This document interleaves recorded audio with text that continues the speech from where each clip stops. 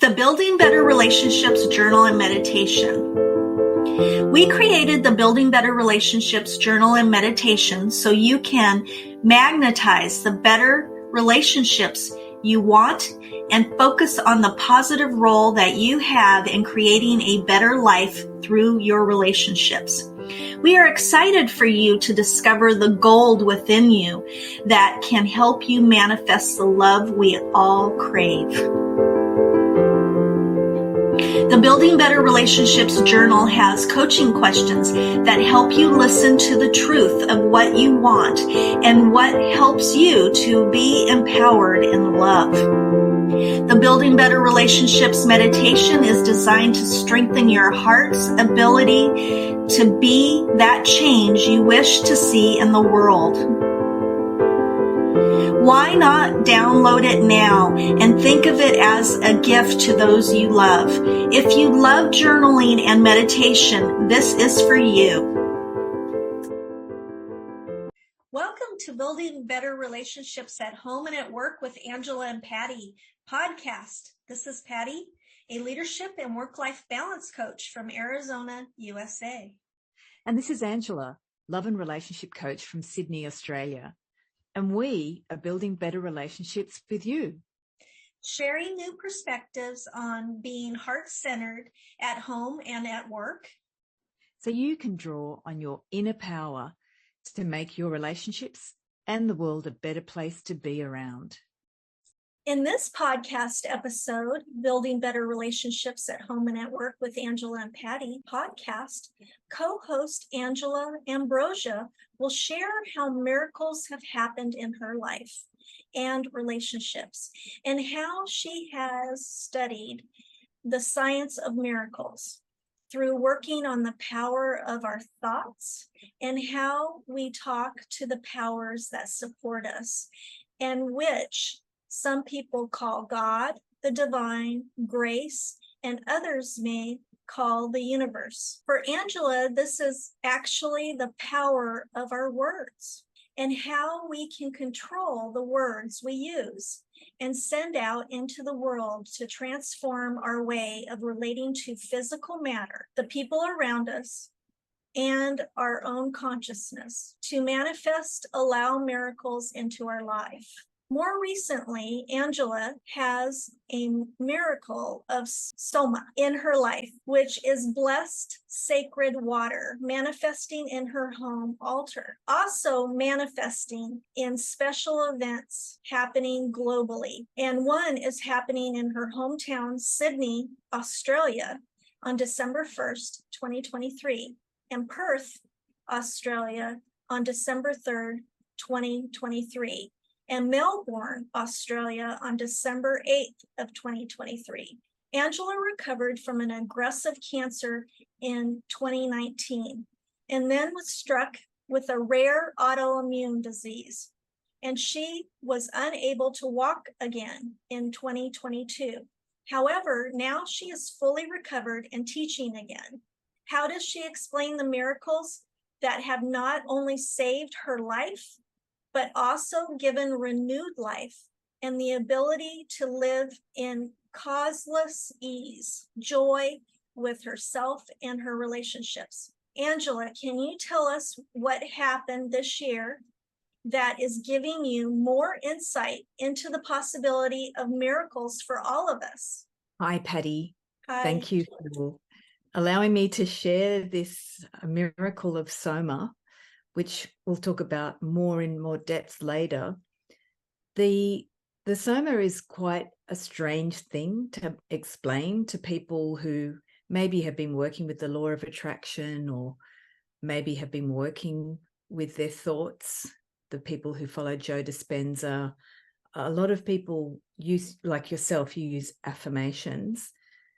So for me, the added blessing of the Soma this year that manifested in my home altar was something that's not necessarily managed by how I've been working with my own thoughts and my words. It was an extra power of something that was beyond my own power, where the avatars who are located in India have been able to download a higher vibration into water when I focus on my thoughts and ask for that to be manifested in my home altar with water that I offer to the divine. I offer water to the divine, and I've been interestingly talking and meeting lots of people who do this prayer work with water.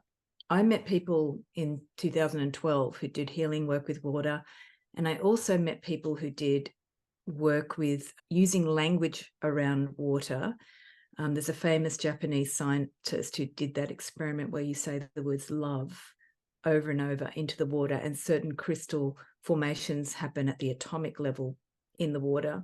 So I've met people for over 30 years doing this blessing or using language with water. The difference this year was that I'm working with the avatars in India, and I have been since 2012. And I talk to them in a very authentic way. I don't go around, some of the law of attraction stuff says, you know, you always have to be in that positive framework and go into that positive high state. And the bare bones truth, Patty, is that after having cancer and another autoimmune disease, I just sort of sometimes go, what's next? You know, am I going to have to keep on doing this stuff? Like, what's going on? And I've always had that nature in me. I've been a little bit more like, are you kidding me? This? Like, seriously, are you kidding me? And I was working with my prayer work, which uses a lot of positive language and successful outcome. You focus on the successful outcome. But then I started using authenticity in my prayer work and working with the avatars in India. So I was working with a divine person that's much stronger than myself, that works with millions of people globally, and also works with other beings that are not necessarily physical. And I was really authentic. And so I expressed in my prayers frustration. And some law of attraction people will complain about that, saying, oh, you know, you can't do that. But other law of attraction people teach differently. But I was just really like, you know, very true and honest about my frustrations with my brain, with my dysfunctional body, with my dysfunctional mindset, which with my feelings of being pissed off or annoyed, and just saying, look, you've got to give this to me, this sacred water, because it's happening to other people. So in January of 2024, I've been whinging for a few days. We call it whinging in Australia. I'm not sure what you say in the USA for whinging. Do you watch British TV, Patty? So I know you know. Yes. Whinging. Yes. What would you call it in the US? Complaining. Venting. Yeah. Yeah, I think venting, complaining. Yeah, mostly I would use for America would be a complainer or somebody that's whining. Whining. Yes. I was having a wine. So I was having a good wine with my divine. Angela, real quick, after you explain what you were going to explain, can you also explain what an avatar is? Oh, great idea. That's true. Because that's the added extra thing. I've noticed the difference since 2012 when I've worked with an avatar. That's stepped up the power that I have access to of universal grace. And yeah, once I started adding the whining and the venting and the come on, are you kidding me, in my prayer talk to the universe, to the divine, I actually did get the water transformed at my altar, and I drank in it, and it started to make me feel a bit sleepy. So I lay down and the energy started to move through my body. And I do energy healing, so I've done weird things before, but I hadn't had anything quite like that, where I asked for it, had a good whinge, and then it started to manifest, and I drank it, and then I started to feel it moving through my body. And because it was so weird, I brought people over to the house and we did it together so I could test it on other people, and they started to have this experience of the energy moving through their body and healing their body. And now I give away water bottles and people are starting to have feelings happening instantly as well. It's very subtle energy. So avatars are people that are experts in a certain consciousness. So Einstein is an avatar of physics. If you look at Newton, Einstein, we have stories of them having dreams and they get these downloads. Most of our modern medicine will happen when somebody's in a state. A scientist can be in states most of the time when they're not working, when they're sleeping. They have different brains that access certain information that gets downloaded. So an avatar can be anybody that has access to universal intelligence and wisdom that's downloaded into their consciousness. In some ways, you can say like that part of the brain, they say that we only use like 3 to 10% of the brain. So it's the actual part of the brain that we're not using that gets activated. And so for an avatar of physics, they may not have access to spiritual knowledge, but they have the physics of the universe that they can access and download. And in medicine now, we're seeing a lot of people downloading. So we might have avatars in science right now that we don't know them physically, but they're avatars of that. So an avatar in spiritual work can be avatars for certain spiritual gifts. These avatars that I work with are avatars of enlightenment, very specific spiritual work. It's not just any sort of spiritual work. Their goal is to enlighten a certain group of people on the planet, a 0.001% of the population of the planet. So then we can tip the whole population of the planet into a higher consciousness. I've worked with other spiritual masters, but these are avatars specifically for enlightenment. So I've worked with Sufi masters, I've worked with other masters of healing and other masters of shamanism and dance. So an avatar in particular, these avatars are avatars in the spiritual knowledge of enlightenment. So they have access to information that goes beyond living consciousness and recorded history that we have on Earth. They can just download it from the universe. Anything else on the avatars, Patty? And what else might be interesting for people to know? I can't think of anything right now, but maybe further on, I'll have more questions. Great. Yeah, because an avatar is, it's an interesting thing because people tend to associate it with a guru. It's slightly different. And a guru is someone that you might have a connection to who's like a teacher of spirituality. Mm-hmm. And these people, the way they work with me, I don't feel like they're my teacher only. I feel like they're actually helping me download that consciousness to get enlightened. So they help me open up my connection to the universe, to the divine, or to knowledge and wisdom. And so like with the Soma water, it's very unique to each person that it comes to in their home. We have other people connected to the avatars that are getting it, and the water will have a different vibe, a different feeling, a different outcome. We have some people that get really incredible miracles. In my experience here, I get a lot of healing of the digestive system for people, the spinal system, which is interesting because I'm an energy healer that works with the organs and the nervous system. And I also had cancer in my organs. I also had an autoimmune disease that attacked my immune system, and I had immunotherapy for my cancer to heal my cancer as well. So the Soma that gets downloaded here, I notice it has a very quiet vibration, and it helps people to settle their nervous system and their endocrine and their organ systems. And that's sort of my vibe as well.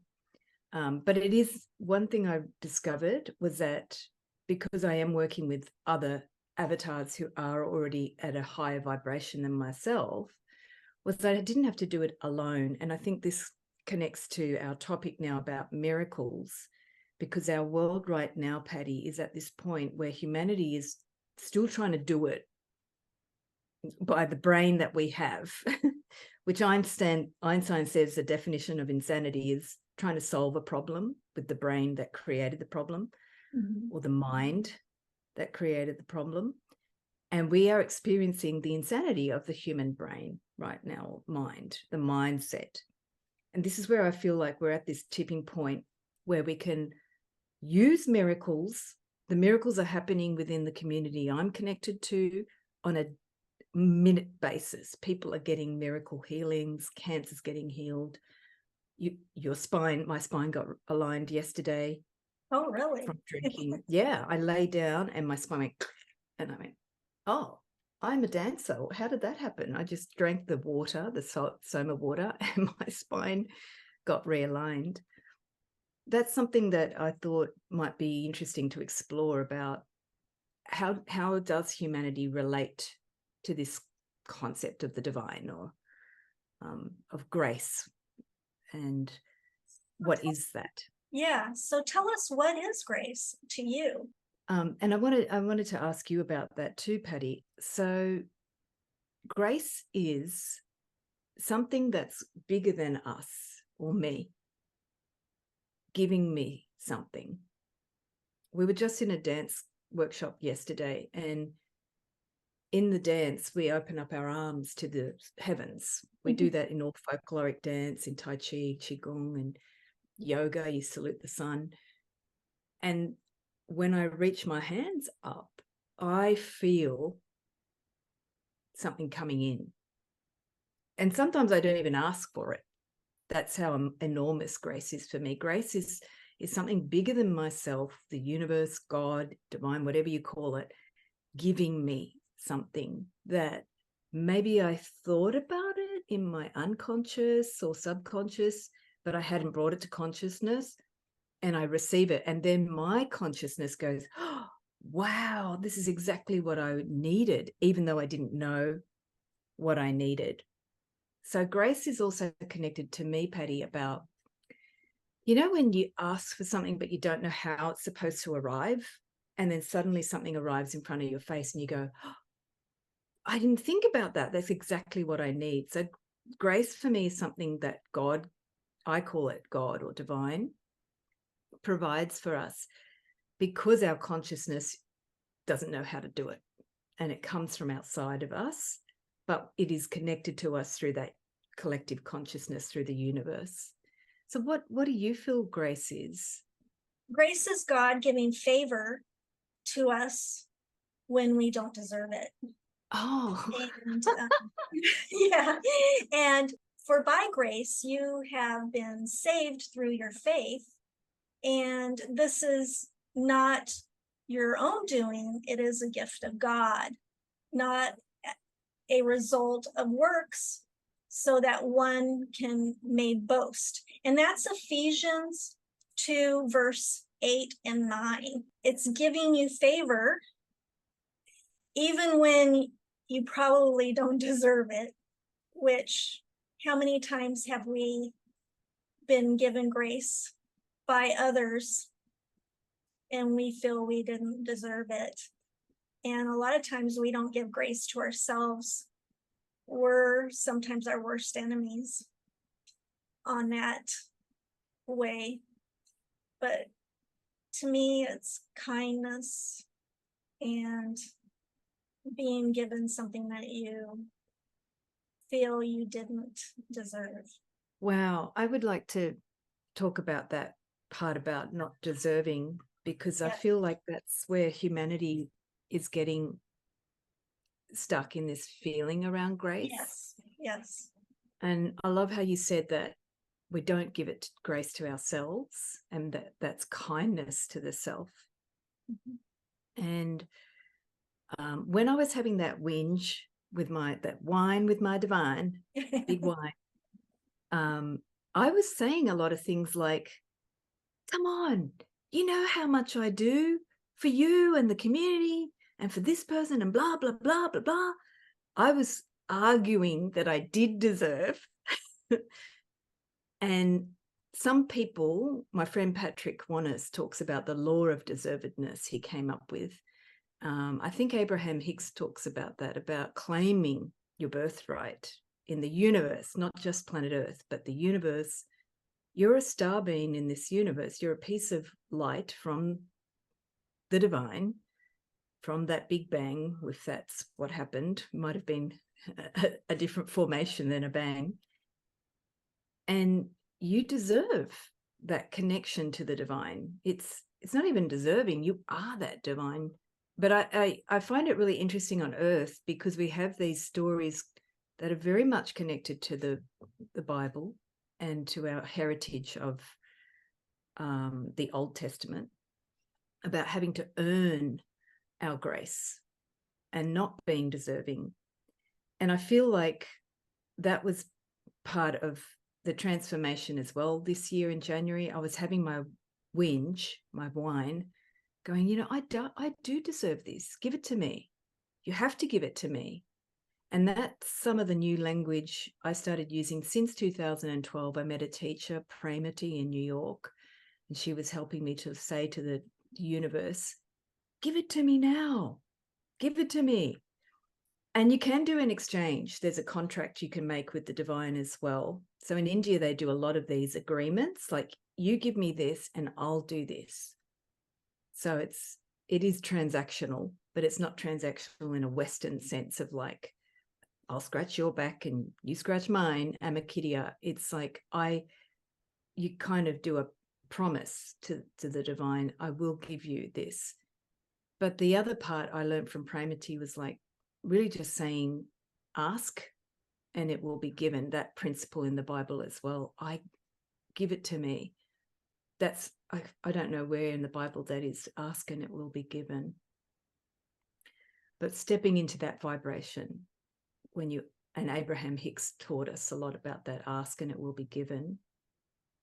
Yes, in the Bible, Jesus said, ask and you will receive, and your joy will be completed. John 16:24.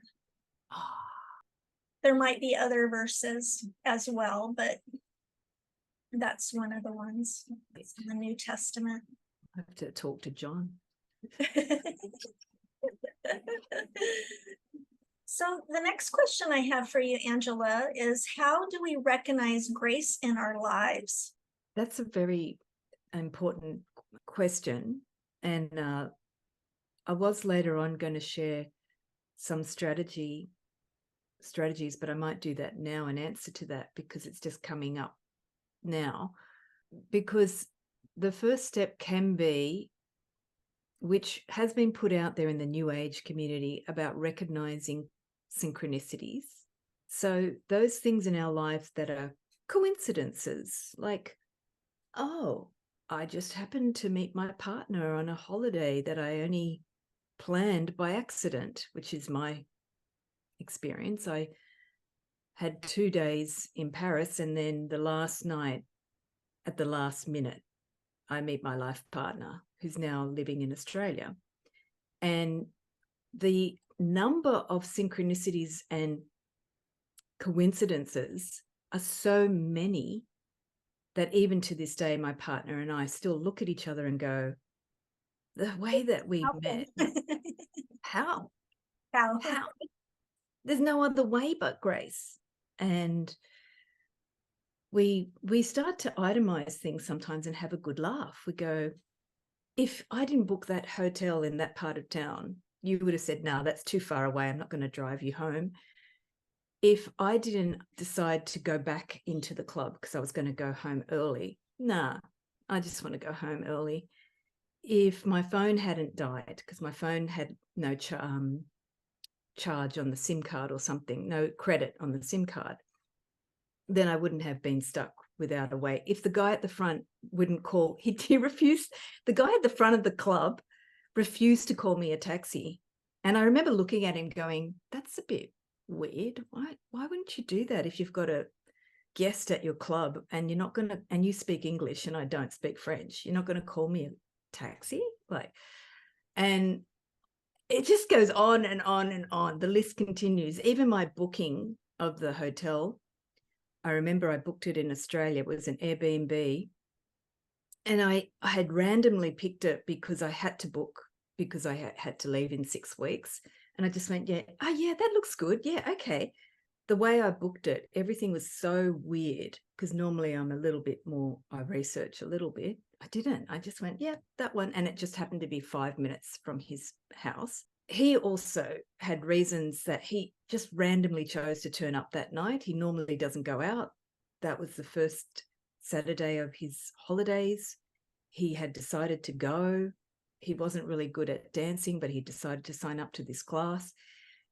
I was not in the same class, but I just decided to stay. I was going to leave. And it was even the point of he was going to leave as well. And then he decided to just ask one more person to dance, and that was me. It was like, that's only some. There were so many. So that was the universe saying to me, take note, this is a miracle. You're meant to meet this person. But we tend to just go, oh, it's a coincidence. We tend to write off all of these coincidences, right? That time, it was so enormous. We both sort of looked at each other. There was even one moment that night, we both looked at each other and went, how is it possible that you just happened to live 5 minutes from my house? We both went, there's something weird going on here, like it was a setup. So spirit sets us up all the time, every single moment of our life. But often when we get a coincidence, we'll just go, oh, yeah, whatever. We'll write it off. And that's part of the human consciousness that is right now being challenged, because humanity is not in a good place. And we can see it collectively through the wars and through other disasters happening, and through just collective general anxiety and fear about the future, depression. I don't need to go on, but listen to our podcast. We address several of the topics. And people don't know how to switch their perception to seeing grace, because they're so used to seeing everything's going to pot. Or like I was saying, are you kidding me? What else is going to come? They're going to see the next disaster and the next disaster.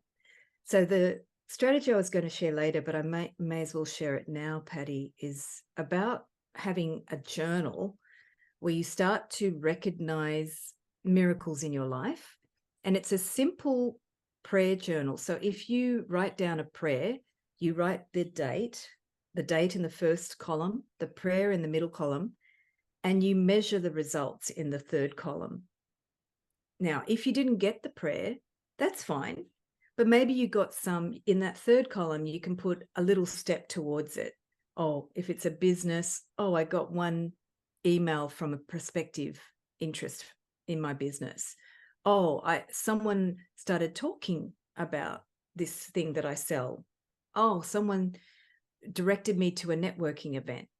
You know, little things. Maybe you didn't get that prospect to buy your product, but maybe you got little prompts in certain directions. But we write them off. We're like, oh, but I didn't get the sale. All right. I'll give you a good example from this week for me. So I had 2 people that did a sale, but then they weren't able to proceed. But they actually spent the money, and then I had to do the refund. Well, I chose to do the refund. I could have just written it off and said, too bad, but I chose to do the refund for goodwill. But that shows they were really, really wanting to do the dance workshop, but they weren't able to make it. There was a storm and there was illness involved as well. There's been a lot of illnesses around this time of the year with the weather changes that we're having. And we've had storms and lightning strikes. We've had dramatic things happening. So these purchases came in, but I didn't actually get the transaction. So I'm going to have a talk to my divine about that. And I'll bring that up later, Patty, about why we don't get our prayers answered and how to manage that. But in this journal where you start to notice the coincidences, our consciousness, because it's so used to focusing on the negative, might start to go, no, that wasn't grace. That wasn't really good. And we'll put it down. And that's the human condition. That's our brain as a collective right now. And that's the problem on our planet. And to recognize grace, you need to start seeing that you don't appreciate those coincidences. You don't appreciate the little things. That is really, really important. That was like me having my big whinge with the divine, like, you've got to give me this miracle. You've got to give it to me now, because I was changing my perspective on not getting the miracles. And I was using my life force, my will, to say, give it to me. I want it. I really want this. My passion to invoke it, to pull in the grace, with also appreciation for it. And so that's why we don't recognize grace, because we often stop it, because we get it, little things, and we have negative mindsets about it, and then we keep on focusing on the negative, which has been taught by Abraham Hicks for a couple of decades now. But I'm really wanting to share people now the importance of really starting to recognize those coincidences. Then once you see them as not coincidences but synchronicities, because that's what they are, you'll start to join the dots one after one. Like me with my partner, it was so many, so fast, so ridiculously from both sides. We could not ignore it. We had to acknowledge there was something weird here that was special and sacred. And you were And meant then to be together. we were meant to be together, and there was something bigger than both of us pulling us together. So just go with it, because I can tell you my mind was freaking out, and I had to get my girlfriends. I had one from Australia, one from America. I'm like, what? I don't know. What do I do? No. The mind was going full throttle. But the synchronicities were so many and so strong, plus my heart was pumping in this different way. My heart chakra, not my physical heart, but my heart chakra was doing this thing that I was like, what's that? I don't know. That's another synchronicity. My heart chakra was activated. So what's that? That's the divine trying to give you messages, but we're so used to shutting that down. And then once you see the list of synchronicities, if you're writing that down in your journal in the third column, the miracles start to multiply. And that's why in India, with my teachers, we have a practice of sharing miracles and listening to miracles. Because when you listen to other people's miracles, your brain the neurons start to connect, and you start to go, oh yeah, I had a miracle like that, but I ignored it. Oh, I've been ignoring my miracles. And you start seeing them as differently. You see them from a different point of view. So I don't know what you might sense about that, Patty, but like, how do you recognize grace? Well, I like the way that you said recognizing miracles or everyday things that come into your life that are good for you that you're not recognizing, or those little things that mean a lot, but you're ignoring them and you're not thinking of them as something to appreciate. And it's just like anything, if you're appreciating things in your life and you're grateful for what you have, you're attracting more of that kindness, love, things from God that come to you. Okay, let me give you an example. Say you're driving down the road and your tire starts going flat. So you pull over and realize, uh-oh, I have a nail on my tire. And you look up, and right little ways down the street is a tire shop. Oh. And you have enough air in your tire to get to the tire shop without ruining your rim. And you pull in, and they have an opening, and you don't have to wait 5 hours. They get you right in. They fix your tire. Even though you drove on it a little bit, you didn't ruin the rim, you didn't ruin the tire. They pulled out the nail, they plugged it. That is a miracle. Yeah. That is something to be thankful for. You could have been stranded and sat there for 5 hours for a tow truck. It could have just went so wrong in so many different ways. And that was a miracle to me. Being so close to the tire shop, not being in danger, not ruining your tire, all of those things, to me, that is something to be very, very thankful for. So that's my example. Yeah. And how many times have you had someone pull over when you've been on the side of the road? Have you had that happen to you, I Patty? have. There was one time, this was a long, long time ago, I had borrowed my mom and dad's Ram Charger. I had a job interview here in Mesa, from Tucson to Mesa, and I had a flat tire, and this nice gentleman changed the tire for me. And I was so thankful. And another time, I was driving down the road, and the kids were little, and I had a blowout. It sounded like a gunshot from my tire. And I was right by this RV trailer park, and this guy came out. He was on sabbatical. He was a pastor, and he changed my tire for me. And Wow. I that was such a blessing, because I don't know what I would have done, because my husband was traveling at that time, and he wasn't home, and there was nobody to call, really. So that, to me, was a miracle. It was a miracle Yeah. that he was there, right there, and close enough to hear it and to change the tire for me. And it was Yes. somebody that I could trust. That's another Yeah. thing. You're on the side of the road. How are you going to want know who to trust? Yeah. Yeah, you want safety, right? And so Yeah. both of those incidents, I had an angel save me. Yeah. So we often look at those things and just think, oh, that's just decent human behavior. But I don't know. I mean, it's something to start looking at. How do you look at those situations? I've been with a lot of people who've had car breakdowns, and they freak out. and in one situation, we had someone show up who basically helped us get the car off the road and get safe, and did the whole jump start. The jump start wasn't working, but they took their time to help us be safe. Yes. And it was a complete miracle, but the person I was with was freaking out and still having a tanty, but a miracle was still happening. So that's the other thing I think that's important. When I have a whinge to my divine, and I'm asking for a miracle, it's fine. The divine doesn't judge you for having a whinge.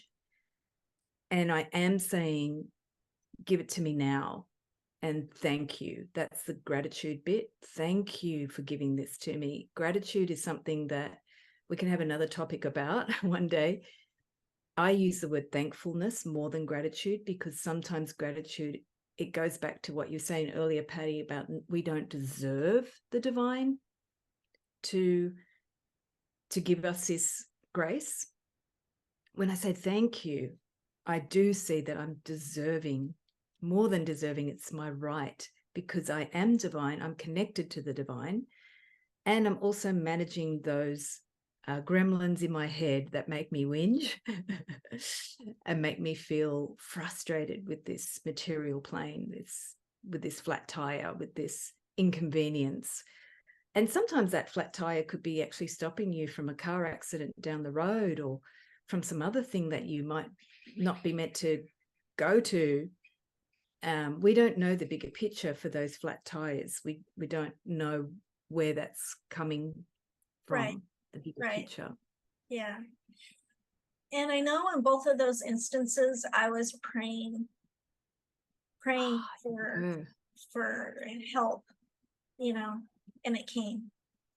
So, yeah. Yeah. Isn't that amazing? Ask and it shall be given. Yes. So, Angela, what stops us, in your opinion, from receiving grace and miracles? I've already addressed that in terms of when we see things from a limitation point of view, like, oh, it's just a coincidence, versus an actually, no, it's a synchronicity. The universe is communicating with you. How do you perceive that communication? So your consciousness, and right now on earth, our collective consciousness is limiting our ability to believe in miracles. We come from a very empirical mindset in the West and in the modern world. So even in Asia now, we've become very industrialized as a society. So we think that machines can solve our problems, and artificial intelligence, technology can solve some problems, but there are other problems that our consciousness has to be at a higher level and has to be in thankfulness. It has to be in appreciation. It has to be in joy to be able to receive. But we have, unfortunately, as a civilization, we've got to this point now where we're quite dystopian in our perception of the future and of the present. And that starts to engender low-level thinking, lower consciousness, and it actually attracts negative thoughts from other people. That's what very much gets in the way of receiving miracles. I can go into that in more depth in one of our other podcasts. We're going to look at ancestors in an upcoming podcast because I've worked a lot with my family stuff. I come from a Sicilian background, and they're so good at negative thinking. They make it an art form. They make negative words up like as a flourish of bad foul mouth language. I used to go, what did you just say? Because I didn't understand Sicilian dialect. And when I found out, I went, oh, that's actually quite creative, but it's really bad. Like, it's really negative. Like, whoa, that's really bad. So that foul language can generate negative energy and attract negative energy too. And when you use positive language, it's not just to be a nice person. It's actually quite selfish. It's to attract auspicious and higher energies to you, and to have good energies. In Feng Shui and the Asian cultures, they understand this. You want auspicious language. I've met people now, Patty, that don't know the meaning of the word auspicious. So it's being lost that these ancient practices where cultures, when they gave birth to anything, a thought, a baby, a business, anything that you send out into the universe, any languages you want to have of the highest order. So when you don't use auspicious, high vibration language, you start avoiding miracles. It's very, very simple, but we in the West, start to make it more complex. How can people listening get miracles at home and at work? Well, we've already said a few things like ask for it. Ask and it shall be given. And you can also do a simple prayer journal, like putting your prayers, what you're asking for, get very, very clear into the details and see and feel it like it's already happening. And Patty and I have the BBR journal and meditation. In the meditation, we get you to focus on the relationships, and we get you to visualize all of those beautiful things you want to experience, and we send that out into the year. So you can also purchase the BBR journal and meditation. And in the journal, you're getting clear on what you want, because the clarity is key. When you start having what you ask for, or your prayer or your heart's desire, and you just say, well, I want $1 million. Your subconscious first off might go, yeah, right. If you start saying, I want $1 million and I'm going to be doing X and Y, I'm going to be helping people, because the universe loves us or loves to help us when we're helping other people. Simple. Anything is just me, forget about it. The universe is like, yeah, right. It's all about you. Who cares? If you're about the collective, the universe was going to give you much more energy. So if you're going to make $1 million helping people, and you start to get really clear about how is that structured, it could be a book that you write. So your book is going to help people transform. And we've got Jack Canfield. I know it's a bit old now, but his books, every night before he went to sleep, he focused on a $100,000 note stuck to his ceiling. And he's kept on focusing on it. But it wasn't just for him. It was to help people. So get really clear, see it, feel the positive emotion around it, write it down in the journal. And then in the BBR meditation, you can visualize the feelings around how you'll be connecting to other people. So do any of the meditation work that you do to really feel and visualize that. And then ask for the universe to support you. So asking is really, really key. I talk to my divine. You might not have the divine, you might have the universe. So talk out loud, use words out loud. and always do it so you're not hurting anybody else. If we hurt anybody else, the universe isn't going to help you. That's the simple truth. If you're working to help others or work collaboratively or cooperate with others, the universe will help you. If you do an exchange or a contract in India, this is the extra piece. They used to say, you can do an exchange. So you say, you give me this and I'll do this for. So we used to do this really clever thing. If you have a problem with your eyesight, you can help people who have problems with their eyesight. It's a very simple thing that they do in India, and it works really well. The other thing is Soma. So I wanted to talk a little bit more about Soma now, if that's all right, Patty. Oh, yes, that was going to be the next question. I wanted you to expand on a little bit more. So yes, please do. I can share on what is Soma, the history of it. Many thousands of years ago, you can see in pictures, Buddha was collecting a plant, which is Soma. So it was a plant it was a physical plant, and it was taken by Buddha and other teachers of enlightenment to grind up and put into a liquid, and they used to drink it after many years of preparation. So they didn't just do it like mushrooms or psychedelics or anything like that. It was actually it was done with spiritual intent. So after many years of preparation and getting ready, the enlightenment teacher would say, now you're ready for Soma.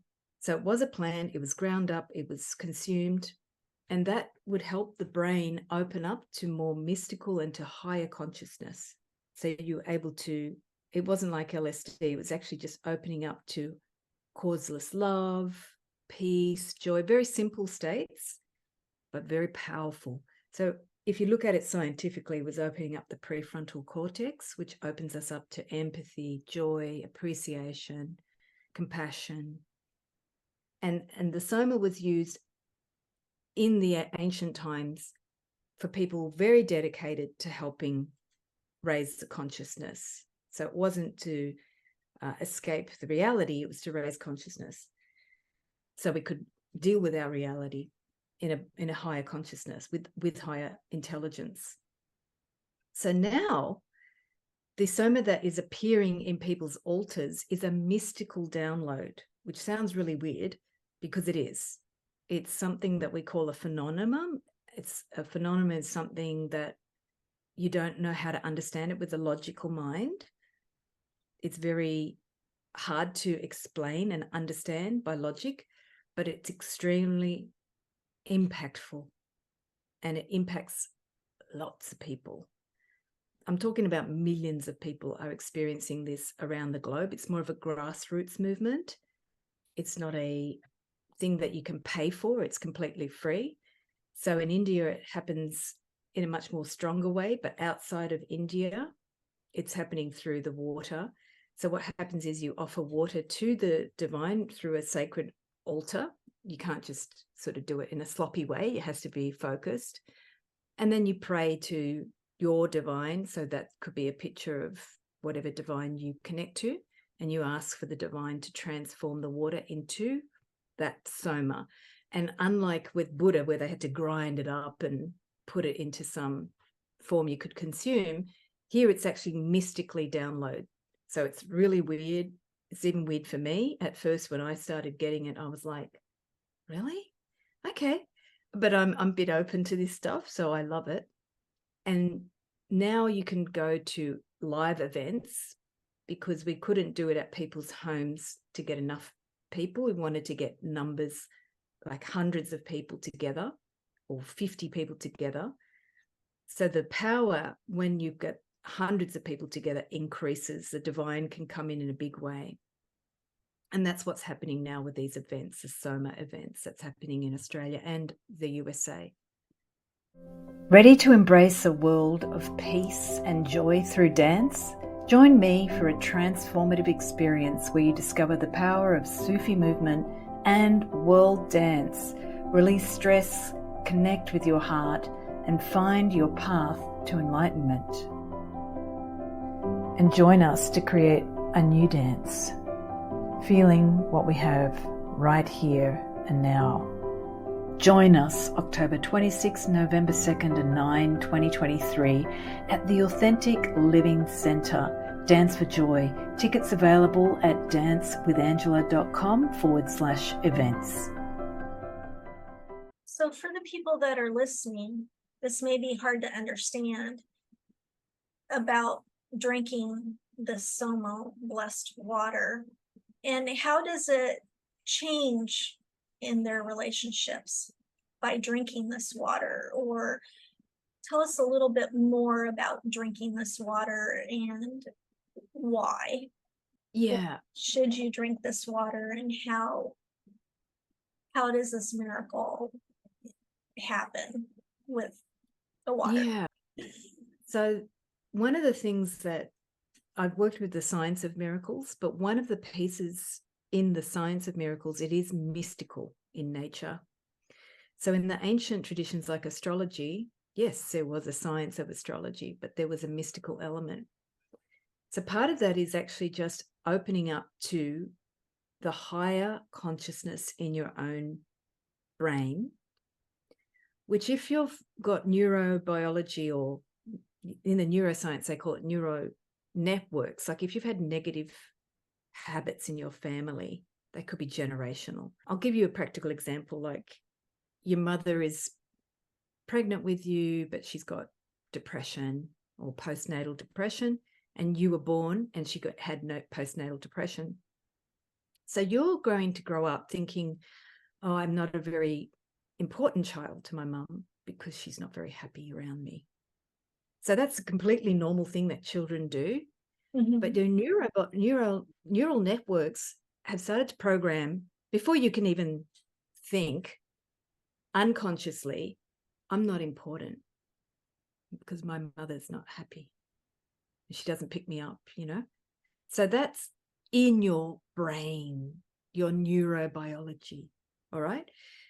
So what the Soma does for a person who's grown up like that, it starts to open up the neural networks that are more in the prefrontal cortex, but also can start to go through the whole nervous system very quickly. Like I'm not talking about EFT tapping or doing any of that stuff. I'm talking about people who've had major trauma in their family drink this, and after 30, 40 years of having an alcoholic family where they've been disassociated from the people, they see the whole trauma from a different perspective.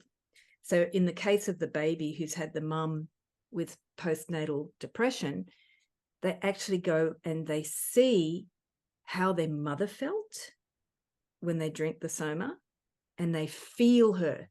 It's not intellectual, nothing to do with intellect, because they can do therapy and do that. We're not talking about that stuff. They feel their mother being sad, and then they see themselves and they realize there was nothing they could do as a child except make that story, and they feel how much they love their mum. They don't feel the story that they made up. They feel that connection to the mum, and they feel this new love, this new higher consciousness that's in our prefrontal cortex. But because of growing up with the trauma brain, I'm not important because my mum doesn't pick me up. That's actually wired in your brain. That's what we get addicted to. But the Soma, what it does, because it's so different, it comes from another dimension. It's not actually from this planet. It's downloaded from another dimension. It has a way of bypassing all of that programming from 20, 30, 40 years of I'm not important, and it opens up your heart, and it goes through the nervous system, and it starts to vibrate. Like people report from drinking the Soma, they actually feel tingles. They can cry, they can laugh, they can feel this enormous joy or love where they felt crippled, like their body might be shutting down from all sorts of diseases because of these emotions. And in the case of the child, they could just see, oh my God, I love my mum. And then after the event where they've had the Soma, especially these group events, they'll get, if the mother's still alive, they might get a phone call, or they might reach out naturally, and they'll just have a whole different relationship to the family member. So we've had people that have had on the verge of divorce, they've come to the events, they've had the water transformed into Soma, drink the Soma, they go home and the miracle doesn't happen straight away. But then several months later, they've ended up not having the divorce. We've had other people, they drink the Soma, and in that moment, they can see just decades of bad thinking and neurobiology associated with pain and suffering just melting away. It's the whole spectrum. I've had other people come to the events where they haven't got the miracle, and I can hear all the stories, and it's like, oh, no, this didn't happen. So I can see how their lower consciousness from the way they think about receiving grace blocks them. But we've also had the other spectrum where people are literally getting their lives, decades, maybe generations of trauma in the families, because they can just immediately connect to the heart and see, oh my God, I love my mum. And yes, there's even been situations of abuse. So we've had some people, I'm getting the tingles about it now, where they've been abused by family members, and they've just been able to heal and see how much their inner child, their little self, their younger selves had suffered, and just get incredible release for the younger self, and see how that younger self just really was really hurt and able to release that hurt that they've been holding on to. And it just goes like that. So there's no logic or technique that we have on earth right now that I can associate this with, because it is sort of mystical, and it's that grace part that's understandable. You can't understand it from the logic mind. You have to be open to the mystical part of ourselves. And if that at all resonates with people, we've got the links for the events in the podcast description, because you can find out about these events. It may not be for you today. It may be for you at a later day. So we have some people who go, nah, this isn't for me, and they come later. We've had some miracles of people who actually show up at the events going, I don't even know why I'm here. That's the other thing. It's like me at the nightclub going, no, I don't know if I should stay. We have people turning up to the events and they go, I don't know why I came, but I'm just here. And then they get a miracle. So the way these events are happening, it's pretty much, it reminds me, I wasn't born in the 60s. I was born in the 70s. So I wasn't experiencing the happenings that happened in the 60s, but it reminds me of that, where people used to just show up and things were just happening. Because it had to associate a word with this movement that the Soma comes from, it's like a happening where things just happen. And people receive miracles because they're just open to it, but also because something bigger than them brings them to the event or opens them up to being able to receive that Soma. So, Angela, how does believing in miracles build better relationships? Well, I think that's one of the reasons you and I do this podcast, because we started the podcast very passionate about the state that humanity is in, that humanity needs a better way forward.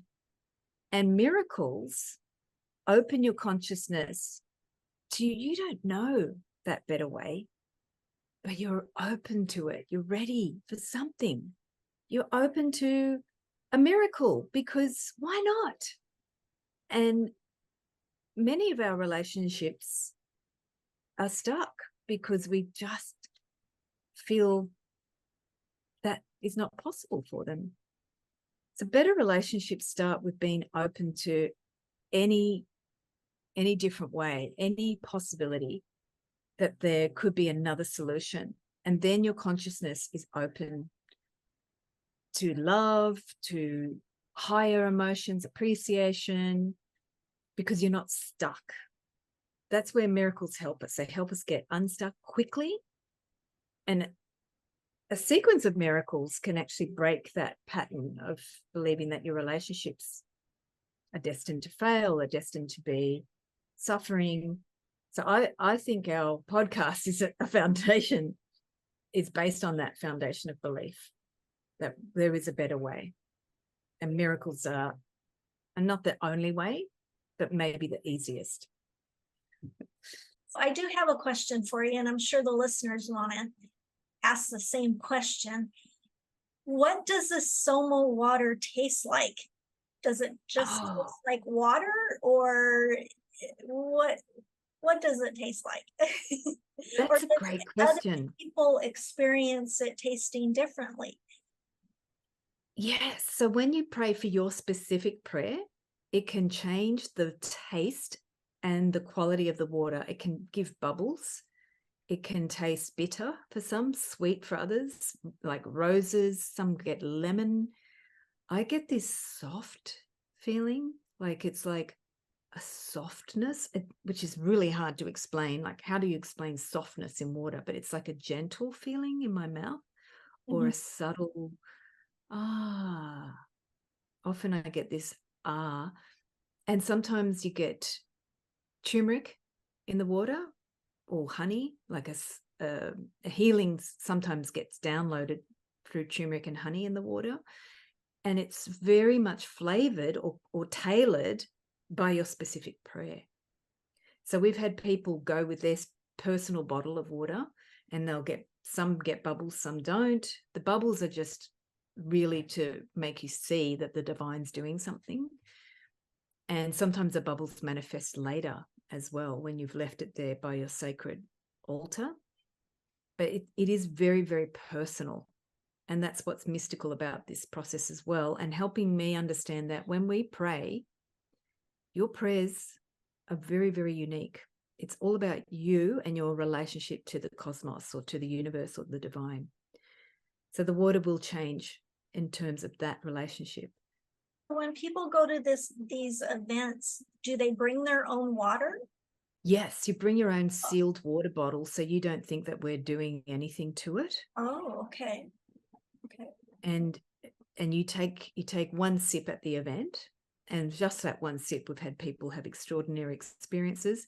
And then you take it home, and then you keep focusing on your miracle, your desire, and you take a sip of water until you finish that bottle. And then if you want, you can come back to another event. We had one person with bladder cancer, stage 4, I think, and they did 4 events. Cancer was completely healed. So they were going through that disappointment and doing a lot of complaining. Like, I've been to like 3 events. Come on, give me a break. And then they got the healing at the 4th event. And that really inspired me, because I see my mind start to get negative when I don't get my miracle prayer answered. And I just realized I needed to focus on the prayer more, with more intensity and more commitment and more time and more repetition. And that can help just push that prayer or that miracle into reality. So when you're at the event, is everybody praying together, or so the event is to pray for the miracles, and then you have your private moment where you pray for what your needs are or your desires? Okay. You pretty much, before you go, you think about what you want as your outcome.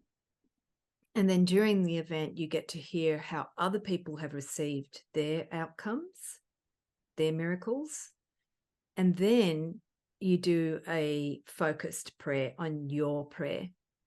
We have done collective prayers, but not really. We just generally focus on you and what you want. And that's right at the end. But the energy is working on you from the moment you enter, from the moment you buy the ticket even. But once you get there, it's just about focusing on your prayer. But it's always good to come with that intention before. And you also learn about the avatars in India a little bit. How do they do this? Because it is a bit weird. And why are they so capable at doing that? How are they focused in that manner? Like, what's the history? You learn a little bit about them. They use a chant as well. And you learn the reason behind that chant, because it goes back to what I said earlier around when we're calling on the divine, what language are we using? And are we calling on the highest energies? So they teach you how to do that through their specific technique. You can probably go home and just use your own technique, but in the workshop we do that collective technique together. And it's all about getting you to focus on what's in your heart and what is that miracle that you really, really want? Because I think when our prayers go unanswered, we get despondent and we start to feel like giving up. So that event is really just saying, no, focus. Call on the divine, ask for it now, and get it, and feel that you're getting it. That's very interesting. Thank you for sharing that, because a lot of us have no idea about this type of event or how it works. And for someone that doesn't understand or has never been to an event or really thinks, can this really happen? What would you say to them? You said at one point you didn't really understand this. What would you say to them, somebody that's a doubter or doesn't really understand all of this? What would be words of encouragement to say, it changed my life, come participate, it will change yours? Yeah, I'm just feeling what would be the highest words for the general audience listening. And if I felt into my heart, what's really coming to me is that humanity needs miracles right now. We need miracles. Oh, Like, yeah. just do it for a better outlook on life, because our world is full of quite a bit of darkness at the moment.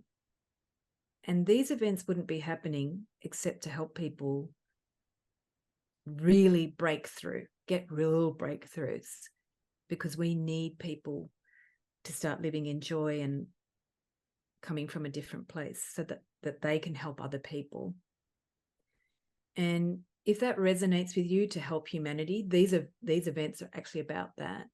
We help humanity by giving you a miracle, because we know that once your consciousness is shifted, you can help other people.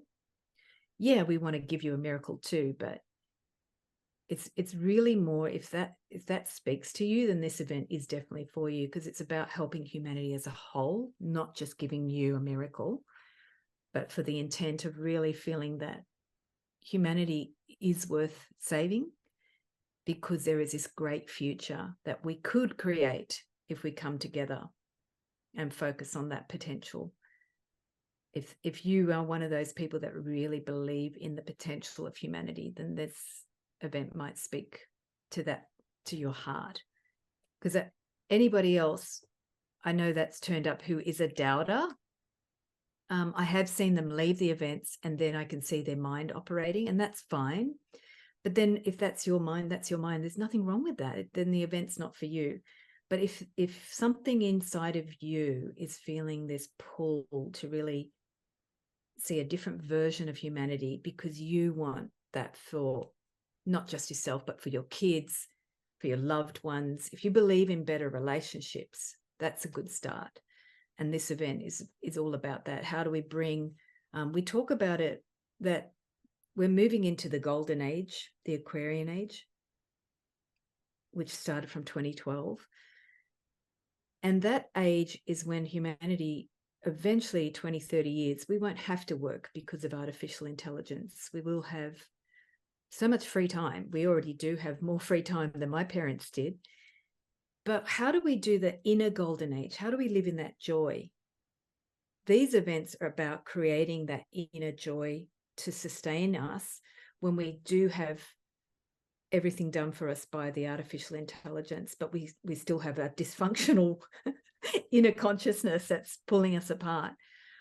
So that's what I'm just sharing as my final thoughts to the doubters. If it's not for you, it's not for you. But if there's a part of you that feels like, yeah, I really want humanity to grow and I feel I could be a part of that. I want the inner golden age where I'm not suffering. If you want to end inner suffering, then this is the event for that.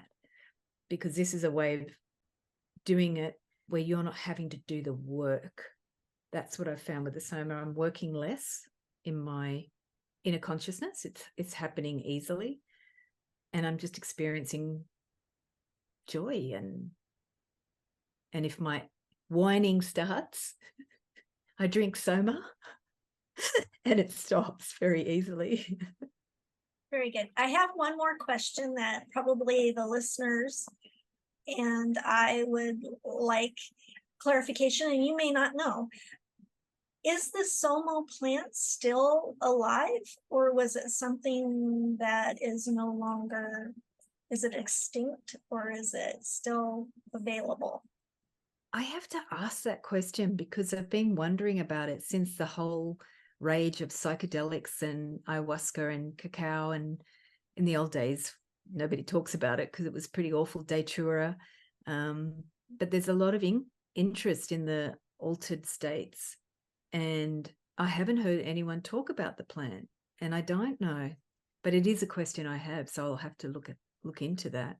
My feeling is the reason they're not talking about it is because it's downloaded mystically, and the vibration is actually of a higher vibration than when Buddha was around and the other teachers. Mm-hmm. Because the plant would still have some earth energy and vibrations. This is coming from a different non-physical realm to basically do stuff that we don't quite understand.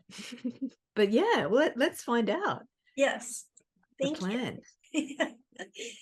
Is there anything else that you would like to share with me and the listeners on this topic? Just if anyone does have questions, you can always email me, angela@dancewithangela.com, and I'll be happy to answer any questions. You might be in an area of the world where you may be wondering, can I get this? And there are places in Europe and Asia, and don't know about Africa, but some areas of the Middle East and South America, Mexico. So I'm open to any emails, as any other questions you might have. Well, Angela, thank you for sharing your miracle experiences in your life and relationships. And thank you to our audience and followers so much for listening. And please share this podcast with others if it resonates with you. And follow us on Spotify.